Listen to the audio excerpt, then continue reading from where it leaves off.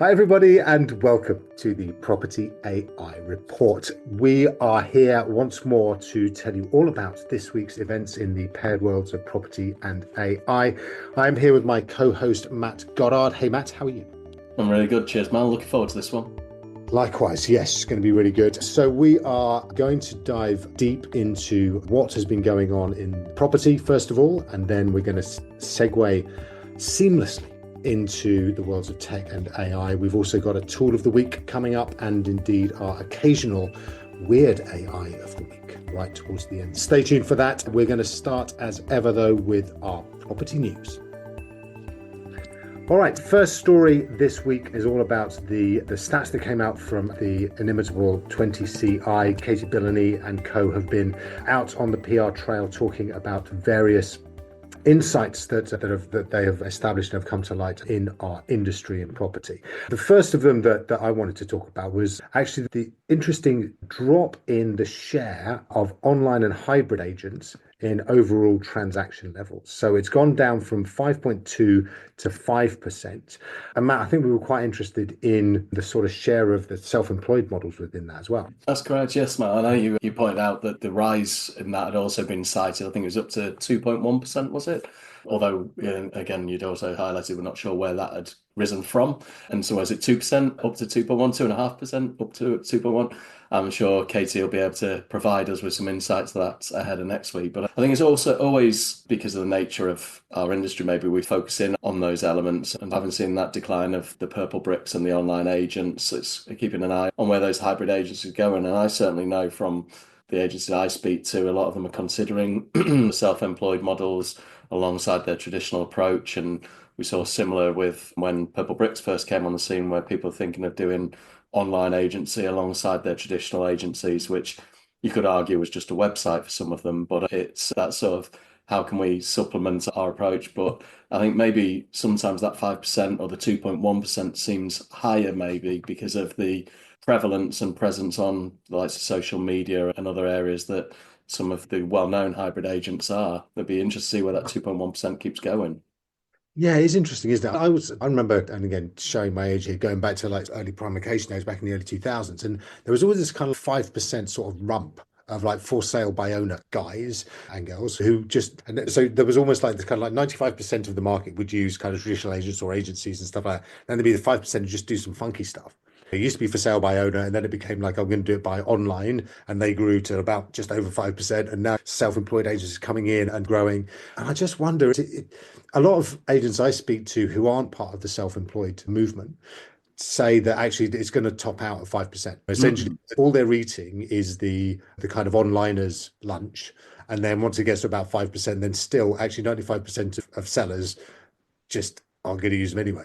So no, have you got any sort of insights into that? Is that what you're finding when you get out there as I well? disagree with that approach or thought in a way. I know there's always, if you're looking to be down on it, there's always examples. There's one I was speaking to a few weeks ago where they had a self-employed agent in Southwest Wales who also was part of the RNLI. And so it was a case of they'd be out saving lives on the boats and then occasionally come back and maybe try to sell your house as well. So it wasn't a full-time job, and they were approaching the sort of self-employed model almost as sometimes Uber drivers, where I'll Mm. chat to an Uber driver and say, "How's your day? When did you start a shift?" He said, "I've just finished work. I'm turning on now and doing a few hours of this." And it's almost that gig economy approach to agency. And so you can always cite that in your local town and have that as a negative. But I think there's at the other side of things, there are some really strong agents coming out of well-established corporates, like going back to the Foxtons days. Like a lot of the people who I know who are very good agents at Foxtons have wanted to move back to maybe their hometowns or certainly out of central London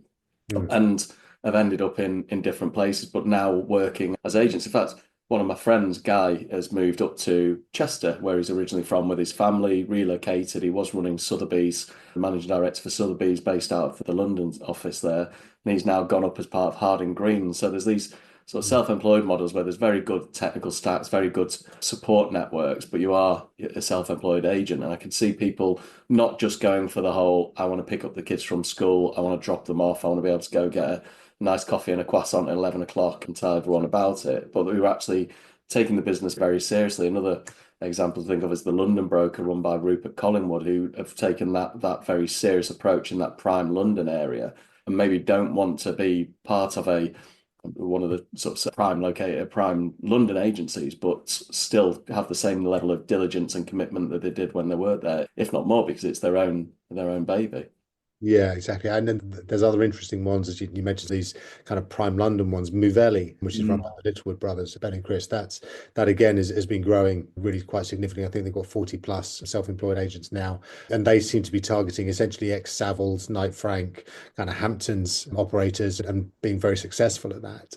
So yeah, I agree with you. I don't think that this kind of notional 5% limit really necessarily applies to this instance. I think whereas online was a bit of a different approach. So getting your property up onto Rightmove without, but by going a different way without going traditional. I think self-employed is much more of it bears more similarities with traditional agency in terms of that personal relationship and the kind of the way that you sell than it does with specifically the kind of onliners. So yes, whilst it is bucketed together in the 20CI category of self-employed and onliners, I see it's quite fundamentally different, I think. And I do think that there's still some way for it to go.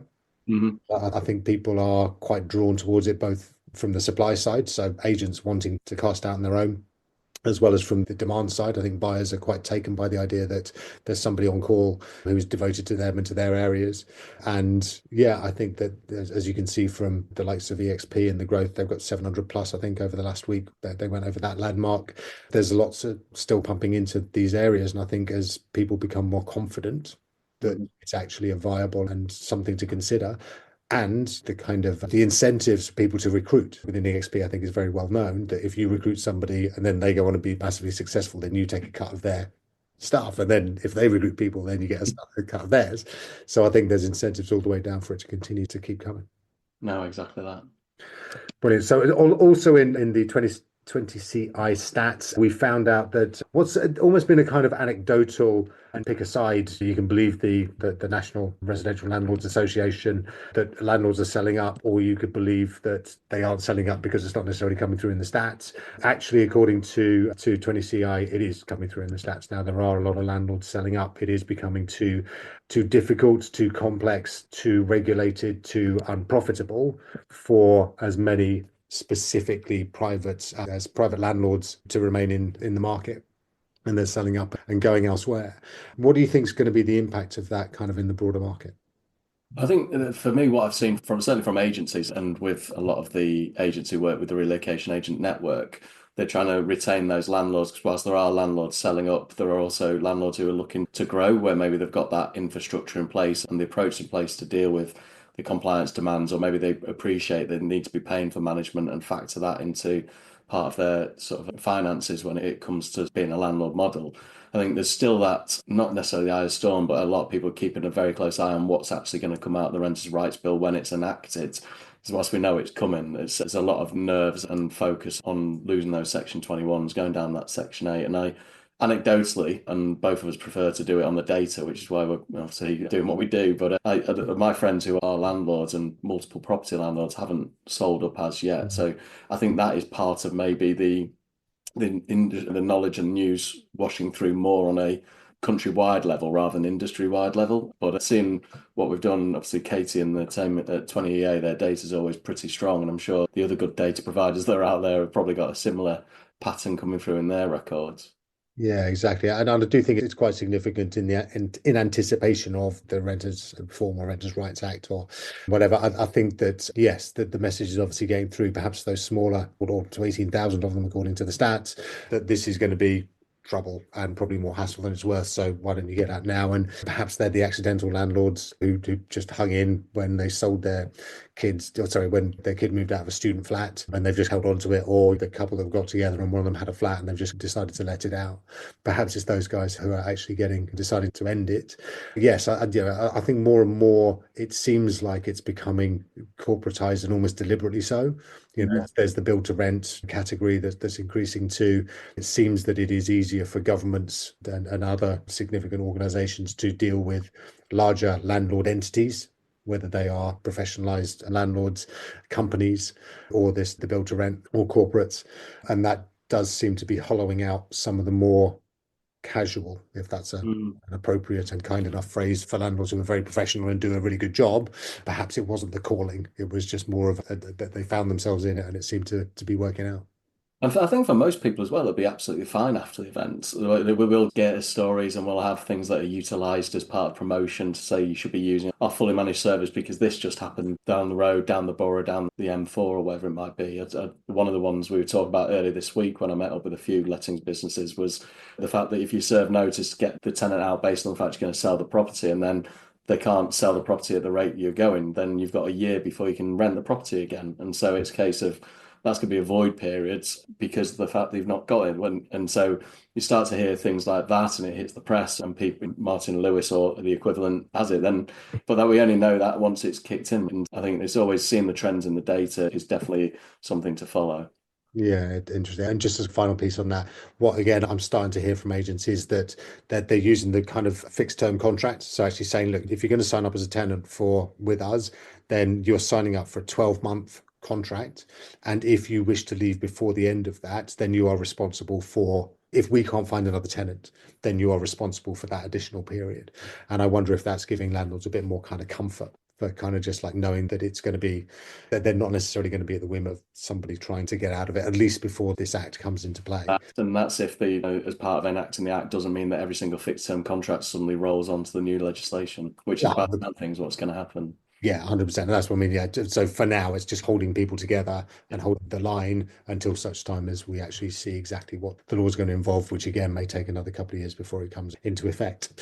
Yes. So interesting times, and yeah, interesting to see how those numbers track from 20 CI and 20A as we go through. Okay, next up on our property news, we do like a good portal ad campaign. Do we? Mm-hmm.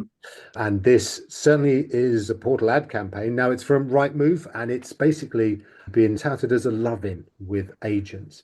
So following the fees situation early this year, which comes hot on the heels of the one from last year and the year before, and perhaps the 20 years before that, Rightmove is now championing estate agents and making them feel all warm and fuzzy inside as to their importance in the home moving process. Now, this sounds very familiar because I think Zoopla did a very similar thing not just over Christmas. I think where they were actually featuring individual estate agents and so on. Yeah, what's your sort of take on Move's, yeah, big cuddle for estate agents and how important they are? I was just really pleased, to be honest, that they'd listened to our podcast, taken note, and made such an immediate reaction to it, to be honest, Mal. It was Hey, only last week that we were calling them out, and I think you cited Sean Adams, and suddenly here we are, and they've got these ad campaigns. I know ChatGPT's models are pretty sharp to create content, but they've obviously all gone all in after our side of things. But it's raw power, that's it right there. yeah, it's interesting to see how they manage to do these things and still keep the profit margin, and it's not affecting that side of it. But it does feel like sometimes that these are after the horse has bolted, hasn't it? Where they try to do the bit of PR marketing. It really does. And I think that still, and if you haven't listened to Johan Svanström's interview on the Today program from, I think it was March off, we'll find it out and we'll put it in the show notes. But yeah, it's basically where he's asked directly, what about these fees and the fact that you're squeezing estate agents? And literally there's about 3 minutes of dead air where you're just literally umming and ahhing and going, doesn't really want to answer the question. It's honestly, it's like cringe. So yes, so do find that. We'll try and share it. But yes, but perhaps because he was put in that position, he felt very strongly that he didn't want to have that in again.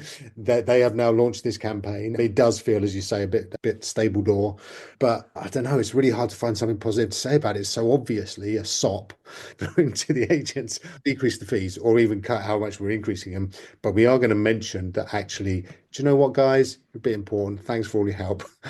Yeah, Jesus, whilst you are crucifying us, and if that's an appropriate metaphor for Easter. And yeah, you are literally just rinsing us for on the financial side and not letting us be able to make decisions about what we want to do with our money. But at least you are patting us very gently on the head and saying, "Good children." So that's yet more portal excitement, courtesy of our good friends over at Rightmove, I think, gang. But yes, I think that once more is yes, not necessarily the best use of their funds. Perhaps they could just not charge as much. Don't know.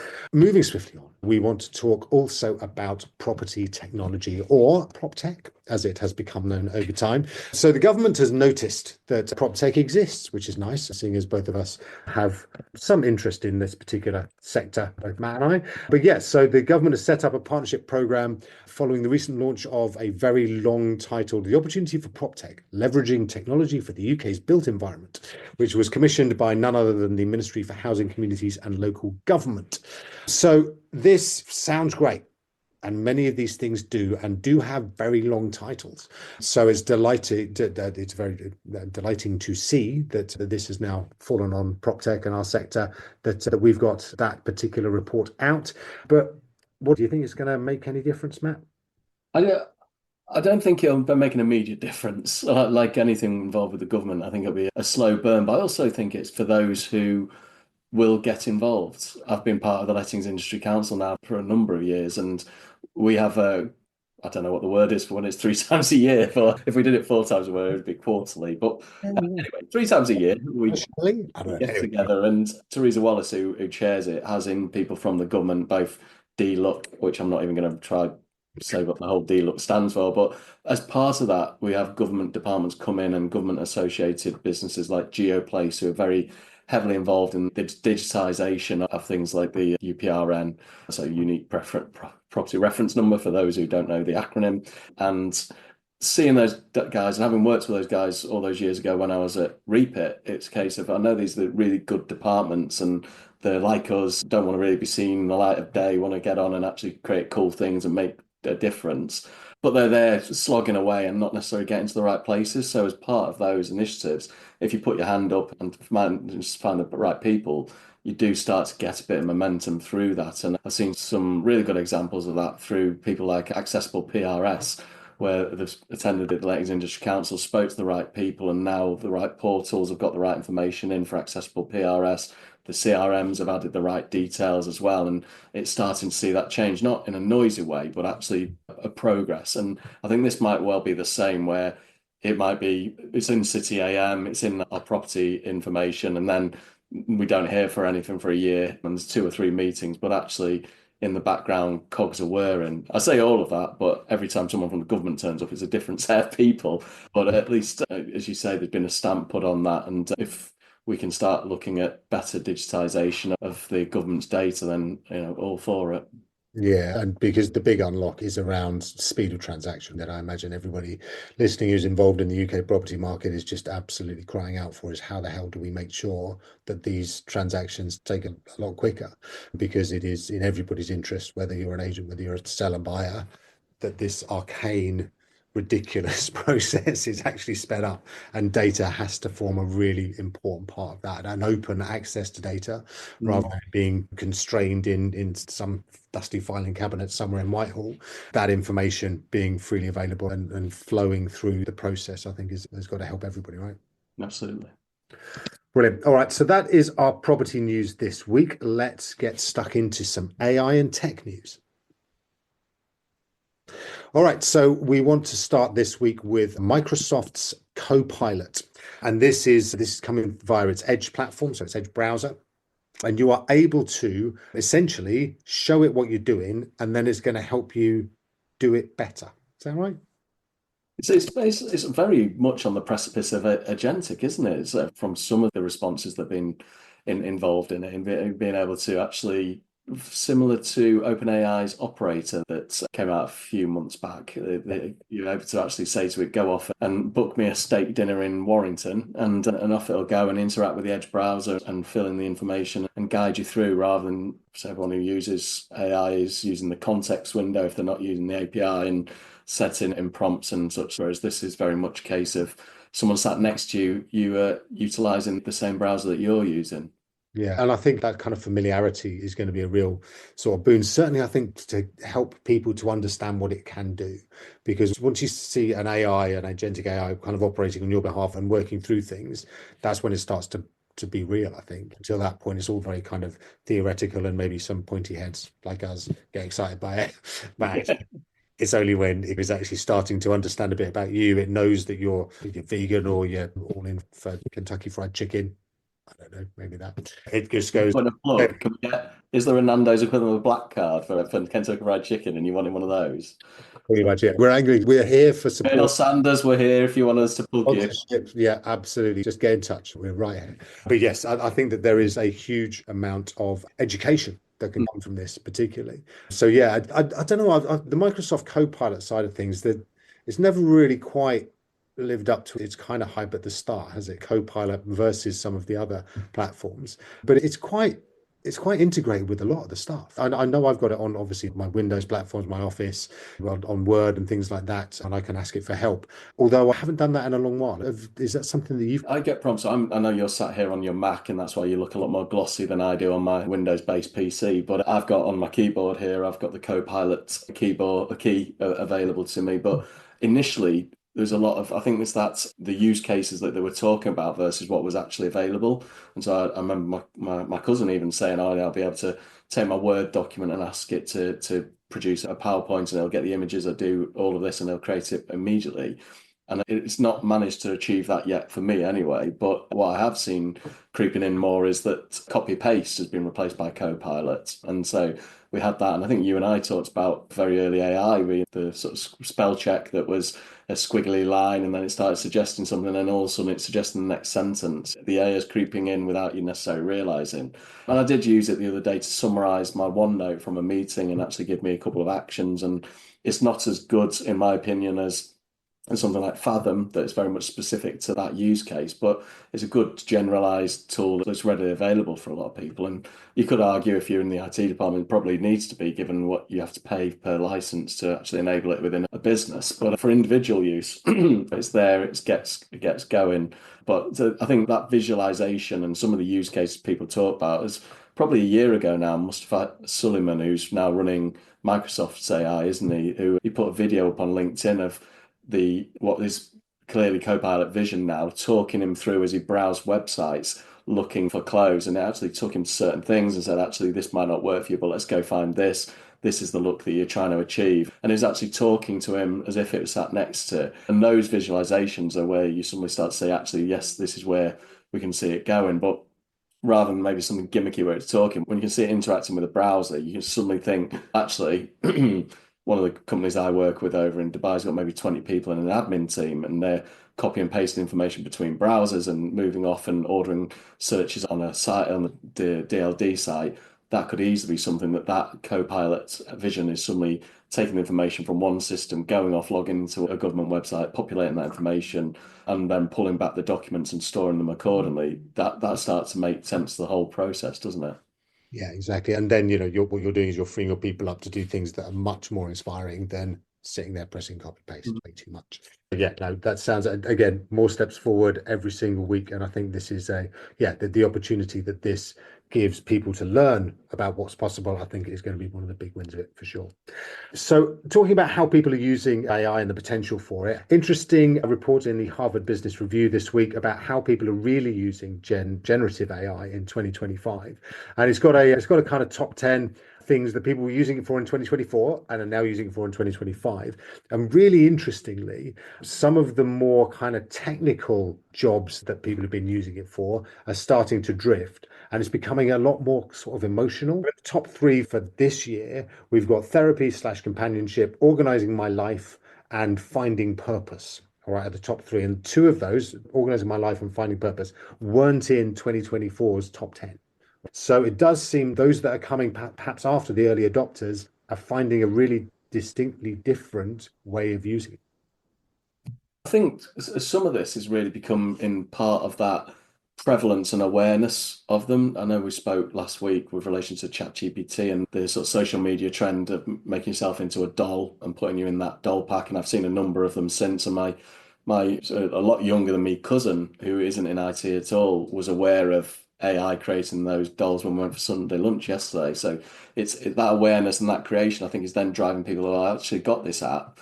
What else can I do? And it becomes that individual case, whereas maybe early on it was businesses who were looking at how they could utilize it. And in this case of obviously being techies, when I remember being at a conference 2 years ago and someone said, oh, have you heard of Copilot? And it was the geeks in the room put our hands up because we were thinking of GitHub Copilot.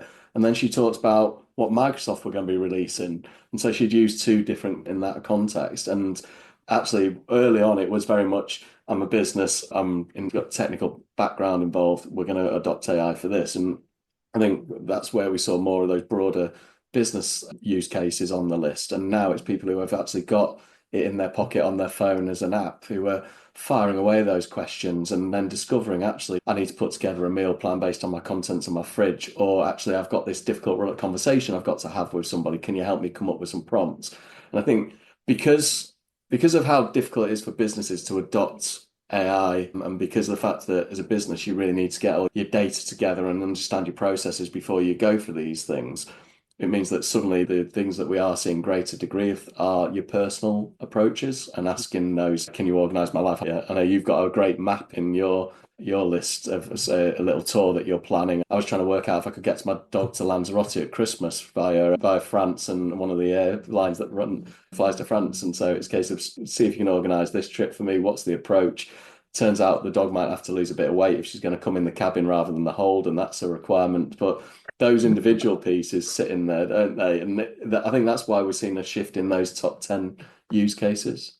Yeah, really interesting. And you mentioned this, the kind of the AI imagery, and we were speaking about it last week. Apparently, this week's trend, aside from people in the kind of sticky packets, and then previous to that was Studio Ghibli, this week everybody is making their pets into humans. Or humans into pets. The other way around, exactly. You can make your mate I into. make a great British bulldog. Yeah, that's right. I want to see English that. Let's bulldog. make sure that's actually going to be the ident for this week's. I already tried Mabel 3 times because I was offended by Mabel's my dog, but I offended 3 times by what was coming back. But it was that, and it was horror film stars in kids' books was the other one that I saw. That's right. Pinhead, like being sad because nobody wanted to play with him, things like that. Yes, So, exactly. yes, or Freddy's, I don't know, treehouse. Yeah. Yeah. of Friday the 13th. So yeah, so there's a lot of stuff. And what I love is it's just creativity, right? It's actually there's a lot been said about how this is going to kill creativity and with AI can just do everything. But actually human ingenuity of making these crossover kind of random stuff, I think is just great fun. And as you say, it's getting more and more people involved in it, people who otherwise wouldn't necessarily be that interested in the more technical uses of AI. And it's just getting them into understanding all this sort of stuff it can do, which then brings them into actually, can you also help me with my relationship challenges? So yeah, I think it's really interesting, a really fascinating case of how technology draws people in at different times. And even yesterday, I know I referred to my cousin just there about the packeted doll, but we were talking that we've been to a couple of family events recently where people have produced really fancy invitation flyers like you'd get to a wedding or to a christening. And the people who produced it have clearly done it in Canva or something else, spent a lot of time and a lot of love and attention to it. I'm saying Yeah. that in case they ever listen to this. And so over Easter Sunday lunch, it's like, why didn't we get one for this? And so I prompted it, put in some bits and pieces, and suddenly there's this beautiful invite that I sent out as a group. And they were like, when did you manage to get your laptop out and create that? It's like, no, I've done it while you guys have been talking, which makes me look really sad actually now. I've really The Goddard family get-togethers are never going to see so much invitation, basically some inflation. Everybody's going to be striving to beat the last one that's been done. It's going to yeah. be, you have to bring them on. You have to show us. Brilliant. Talking about niceties and politeness, it turns out that courtesy costs something. And in fact, in the case of ChatGPT, courtesy costs quite a lot because it's costing them millions simply for people saying please and thank you to ChatGPT. Now, this was one that you spotted, Matt. It's absolutely brilliant. It's one that nearly got crossed under the radar actually, because it was just such a throwaway comment from Sam Altman about the cost of it. Some people say chivalry isn't dead, but maybe if we want to save the planet and the amount of money that OpenAI are having to pay and the amount of obviously power that these server farms are rinsing through, that please and thank you might have to be dropped. I certainly will struggle because my Echo gets a please and a thank you. She hasn't started, it's okay. A please and a thank you as part of the day, and she always comes back and says you're welcome. But I did see a good meme going around of the sort of the Terminator Judgment Day. It comes around and there's one robot spares a human because it's the one that kids always said please and thank you. Exactly. Yeah, like your Roomba that's going around your house that you keep kicking and just all that sort of stuff. That's going to come back. All right. They're not going to forget. But also, just as a side, my kids, like who are teenagers, absolutely take the mick at me for saying please and thank you to the machines. But I keep telling them, you better add just in case. Have you seen also this week, and I realize it's not on the agenda, but the robots with the water cannons on for putting out the fires that are being utilized? It's Yeah. not a short hop, skip, and a jump from not putting out fires to being crowd control, is it? Or even Dude, replace it with a rocket launcher. 100%. It's do not show the thing that is going to be like, yeah, absolutely. Of course, it's going to be nice and kind of put out fires. Yeah, everything's great. Why have we descended into this? Positive stuff. Exactly. Back to property. Strap on those rocket launchers. It's a very different mindset. But it's okay because we're going to get onto the fallibility of robots in a second. All right, that's coming. That's, in fact, let's bring it on now. So there was a race or a half marathon over in China where all the great robots are right now. And they did this race against humans where they had 21 different humanoid robots seeking to complete the half marathon. Now, good news for those who are mortally in fear of the robots and their abilities to perform human tasks is that only six of them actually made it to the end, and they stumbled and fell over and all that sort of stuff. And the fastest time was 2 hours 40, which is quite considerably slower than the humans can do it. Do we think that's where they're going to stop? I think we should jump in and say straight away that these robots actually did resemble humanoid robots as well. It's not like the Daleks in Doctor got to a set of stairs in the marathon and couldn't actually get it further along. It was proper humanoid robots and struggling. So, like with anything, if it's the engineering part that's letting them down rather than the AI. Yes, engineers, get your act together. Yeah, I have to be careful because my knees don't work anymore, so I'm not sure I'd be able to finish what they're finishing. So in a couple of years, you can have robot knees. They'll be fine. Perfect. Look Yeah. forward to it. And the rest of you will be just as you are. So yeah, so I think it's one of those things where right now we can go, do you know what? Look, how funny that is. But then literally next year, suddenly they're just going to absolutely smash us. And I remember when the kind of the Go and chess, where basically everyone was going, no, there'll never be a time when where a chess robot is going to be like Kasparov or anybody like that. And the chess grandmasters smashed it in 1996 and has just been absolutely taken us to the cleaners ever since. Yes, no doubt soon when we do have the races, and it'll be marathons, and then it'll be javelins, and then it'll be, I don't know, shooting. Don't bring the shooting on too fast. I was just thinking about myself being a PropTech RoboCop there. That's obviously the original version, not the reboot. Place my knees. I'll be great when I'm around the conferences. Maybe that picture is going to be our ident for this week. You as RoboCop. That'd be fine. The original, not the reboot. Okay, done. Good stuff. Just time to very quickly mention that OpenAI is building a social network. Okay, Yes. I think this is going to be really interesting. To this point, the likes of X and feeding XAI with up to the minute data that is unique proprietary data that nobody else has got. Meta's got loads of stuff via Facebook, via Instagram, via WhatsApp, although it says it's not training on it. I'm sure one can take that with the pinch of salt that is required. So yeah, to this point, OpenAI has just had to feed off data that's coming in from everywhere else. But now they think that with the success of their image platform and the fact that went viral on and continues to go viral every week, and we will, as we spoke about the last couple of weeks, that actually there's an opportunity for them to build a social network that they think might take on the likes of X Twitter, X Facebook. Yeah, it's got to have been a strategic play for some time, right? It's the accessibility of all that data. And we touched on last week, the week before, X AI now acquiring X, which just Musk moving pieces around on the table, isn't it? But that volume of data and accessibility of data, that's really what powers it. And obviously in the day job, it's all about trying to get good access to the data because it's going to power things. It's interesting that they're going in via that pictures approach, but I think that is a good way of bringing creators together and people seeing how Yeah. this is what people are using, and we're getting that on social media at the moment. It's just not the one that OpenAI own, is it? No, absolutely. So I think it's going to be, we're probably due another social media kind of platform about now. It's been a little while. So yeah, going to be really interesting to see how that lands and whether people have tried to introduce Blue Sky and Mastodon and various others. But I think this might actually have some legs. So really interesting. So just time for us to cover off our tool of the week. Now, this is a text to video platform called Kling, Kling AI. Now, it is amazing from text to video. So if you've got a video that you want created, it will create short 5 to 10 second little snippets, and you just need to type in what you want to see. And it is phenomenal in terms of what it can actually impact. There's a few others out there, aren't there, that are doing okay, but I think this one is really, really quite punchy. No, so is this the one where they're looking very much like early Pixar shorts, straight out the box with no images, anything else, and they're getting the likes of the reflection in buildings and the shadows from the sun and very powerful creation of purely text, no image uploads. Yeah, and I think that's the really fascinating thing about it is because these video models, they talk about do they have a notion of a world? So have they actually created a world internally that actually then, as you say, has reflections, understands tension in rope and things like that, and the impact of different, if somebody's punching somebody, what that looks like, etc. So yeah, this is absolutely that. It seems a real step up from the likes of the VO2 is very good. VO2, VEO, that's the Google one. There's Runway, which has got its version 4 out right now. And all of them are really phenomenally good. Sora, which is the OpenAI one, it was announced back in February, only dropped in November last year, 2024. And it disappointed because everybody overtook it. In February, it looked like it was going to be amazing, but then everybody overtook it.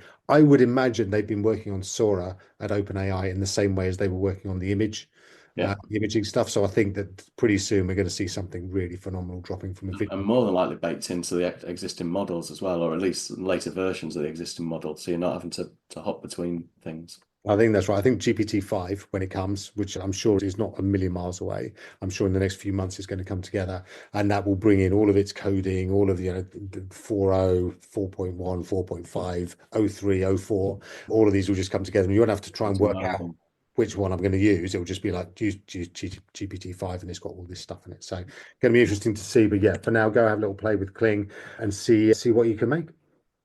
All right, finally, this week, just want to very quickly dip into our occasional weekly update on our weird AI of the week. So this week, somebody has hacked crosswalks, so what we call road crossings, in Silicon Valley, have been hacked to play satirical messages from the likes of Elon Musk and from Mark Zuckerberg. So I think what's fascinating about this is the fact that, for me, the fact that they're hackable. Pedestrian crossing, Pelican crossing in the UK, and actually pressing the button, all it does is beep. But apparently these ones have messages that you can plug in. It's like the American equivalent of hacking the tube announcements. Or in Manchester, is it Liam Gallagher does the ones in Manchester? It gave me a bit of a wry smile because it reminded me of a fair few years ago now where a Fulham estate agents had their digital displays hacked, and the inappropriate material that was being displayed on those was needed the police to come out and board up the windows until the office opened again the next morning, which obviously caused us as competitors a number of smiles. And I'm sure a lot of people who were watching it had a number of smiles before it got boarded up. Indeed, yeah. And obviously those displays are now unhackable and there's no worries. Nobody needs to be worried about any of them. But yeah, I just think it's how powerful this potential kind of interconnectivity is across all these different, and particularly perhaps government ones, as you say, TfL and Transport for London, and the ability to get into anything over the top of that. But yeah, it turns out that people in Silicon Valley are quite adept at technological engineering, and are able to do things that perhaps others can't. Yes, want to keep an eye on, but for now they've managed to turn them back in, and apparently Elon Musk and Mark Zuckerberg were not too happy about it. But that's not necessarily an undesirable outcome, some might say. Alrighty, that was it for this week. Thank you so much for joining us on the Property AI Report. We'll be back again next week for even more on the paired worlds of property and AI. Till then, goodbye from me and Matt. Over to you. Goodbye from me. Have a great week, everyone. Enjoy. Thanks again. Take care.